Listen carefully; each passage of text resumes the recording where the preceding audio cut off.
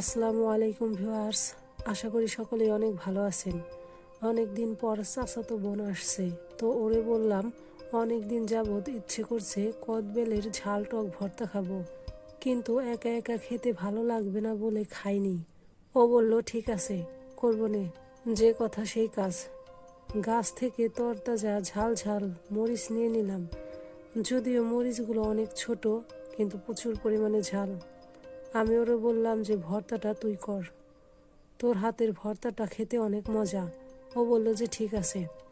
Bell ভর্তা করার জন্য যেহেতু বাইরে চলে আসছি, বেল ভাঙার জন্য কিছুই আনা হয়নি, তাই পাশে পড়ে থাকা পাথর দিয়ে বেল ভাঙার সামান্য চেষ্টা। বারবার চেষ্টার পর বেলটা ভেঙেই গেল অবশেষে।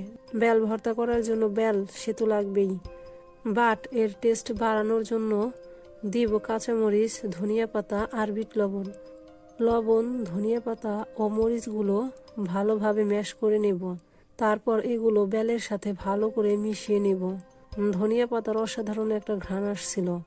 লবণটা একটু কম মনে হচ্ছিল, তাই আরও একটি লবণ দিয়ে নিল। ভর্তা করা শেষ, এখন পরিবেশনের পালা। বেলের যে ভাঙা অংশ ছিল সে অংশে পরিবেশন করতে বললাম। মাশাআল্লাহ, দেখতে যেমন সুন্দর হয়েছে তেমন খেতেও অনেক মজা হয়েছে। তো খাওয়া দাওয়ার মাঝে ভাবলাম যে ভাগ্নির একটু ইন্টারভিউ নেই, যে খেতে কেমন হয়েছে, কিন্তু আমি ব্যর্থ, কারণ ইন্টারভিউ শুরু করলেও শেষ করতে পারিনি। আর খালামণি, বলো তো বেল মাখা কেমন হয়েছে? মজা হয়েছে? সত্যি মজা হয়েছে? জোরে বলো। অনেক মজা হয়েছে। কে মাখাইছে বেল? দেখাও দেখাও, এই যে এখানে দেখাও, মুখে বলো কে মাখাইছে বেল? মুখ দেখো। ওই যে কি লাগে তোমার? মামা খাইছে।